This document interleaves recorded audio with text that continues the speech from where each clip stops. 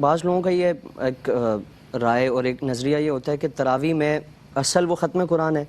اور اسی کے لیے وہ 3 5 7 اور اس طرح کے معمولات میں وہ حصہ لیتے ہیں.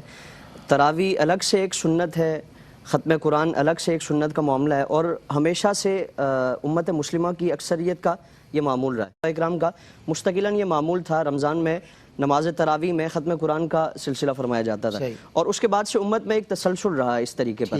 تو تراویح وہ 30 دن کی ہے یا 29 دن کی، وہ مستقل ایک عبادت ہے، وہ اس کا ختم قرآن سے کوئی تعلق نہیں ہے. اب جس نے اور اس کو کلیتاً منع بھی نہیں کیا جا سکتا کہ کوئی ناجائز و حرام ہے، لیکن اگر آداب کے ساتھ، جس طرح مفتی صاحب نے فرمایا کہ اگر اس کے تقاضے پورے کیے جاتے ہیں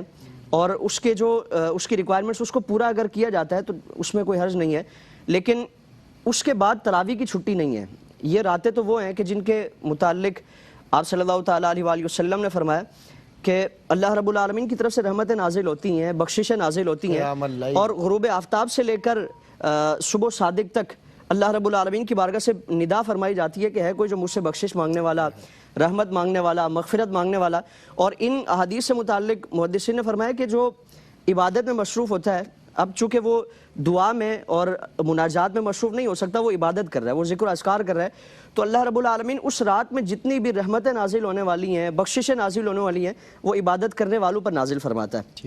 یعنی ایک تو وہ ہے جو مانگ کے لے رہا ہے، اور ایک یہ جو عبادت میں مصروف ہیں، اللہ رب العالمین بغیر مانگے انہیں عطا فرما رہا ہے. تو یہ تو عبادت والی رات ہے، مانگنے والی رات ہے، اللہ رب العالمین سے ایک تعلق قائم کرنے والی رات ہے. وہ 4 دن کے لیے نہیں ہے،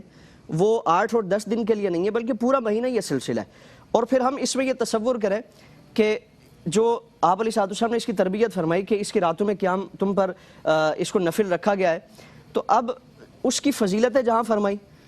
اور اس کے اجر و ثواب کو بیان فرمایا، تو یقیناً اس کی جو حرمت ہے، اس کا جو تقدس ہے، اس کو پامال کرنے کا گناہ بھی ہے. جس طرح آپ صلی اللہ تعالیٰ علیہ وآلہ وسلم کی وہ مشہور حدیث ہے نا کہ حضور ممبر پر تشریف لے گئے تو فرمایا کہ آمین. اب صحابہ نے عرض کیا رسول اللہ، آپ نے 3 مرتبہ یہ خلاف معمول ایسا معاملہ فرمایا، اس کی وجہ کیا ہے؟ تو حضور نے فرمایا کہ پہلی مرتبہ جب سیڑھی پر قدم رکھا، جبریل امین آئے، عرض کی کہ رسول اللہ ہلاک ہو جائے وہ شخص،